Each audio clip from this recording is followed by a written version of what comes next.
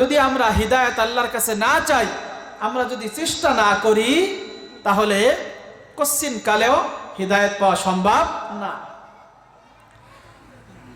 আবু জাহেল আল্লাহর রসুলকে স্বচক্ষে দেখছেন, ঠিক কিনা?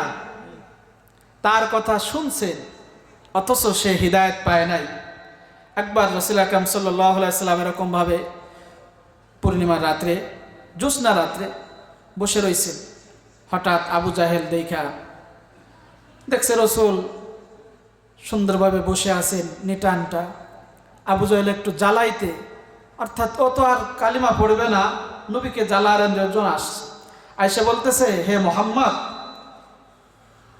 তুমি তো এক আল্লাহর দাওয়াত দাও, তোমার আল্লাহর পাওয়ার অনেক, সবকিছুর মালিক তোমার আল্লাহ, তুমি তার পয়গম্বর, তোমার সেই পয়গম্বর হিসেবে বিশ্বাস করবো। ওই সময় এই যে তুমি দেখতেছো উপরে চাঁদ দেখা যায়, চন্দ্র দেখা যায়, যদি তোমার হাতের ইশারায় এই চন্দ্রকে 2 খণ্ড করতে পারো, তাহলে আমি কালিমা পড়ে মুসলমান হব।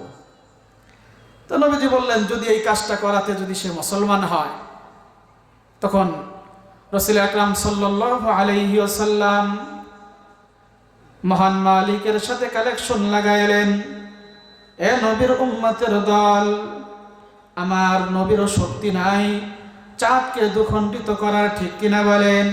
সব কিছুর মালিক আল্লাহ। আমার মায়ের নবী আল্লাহর সাথে কালেকশন লাগাইলেন। আল্লাহ পাক রব্বুল আলামিনকে মনে মনে ডাক দিয়ে বললেন, ইয়া রব্বুল আলামিন, এই চাঁদ তো আমার কথা মতো চলে না, এই সূর্য আমার কথা মতো চলে না, এই যে তারাগুলো জ্বলতেছে এগুলো তো আমার কথা মতো চলে না, সব কিছুর মালিক তো তুমি, আমার মালিকও তুমি। ও মালিক, আবু জাহেল বলতেছেন, যদি আমি এই চাঁদকে দ্বিখণ্ডিত করতে পারি, তাহলে নাকি সে মুসলমান হবে, কালিমা পড়ে নিবে। তখন আল্লাহ পাক রব্বুল আলামিন জিবরাইলকে পাঠিয়ে দিলেন, ও জিবরাইল,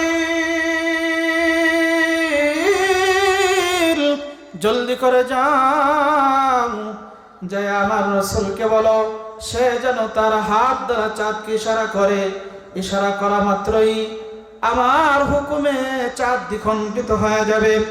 আমার মায়ার নবী যখন চাঁদকে ইশারা করলেন খণ্ড হওয়ার জন্য, দ্বিখণ্ডিত হওয়ার জন্য, ইশারা করা মাত্রই সাথে সাথেই এই চাঁদটা দ্বিখণ্ডিত হয়ে গেল। জোরে বলি আল্লাহু আকবার। এরা নবীর উম্মতের দল, চাঁদটা দ্বিখণ্ডিত হয়ে গেল, কিন্তু ওই আবু জাহেল বলে যে এটা তোমার কিরামতি, তোমার এটা জাদু, তুমি জাদুকর, নাউজুবিল্লাহ, মুসলমান হলো না।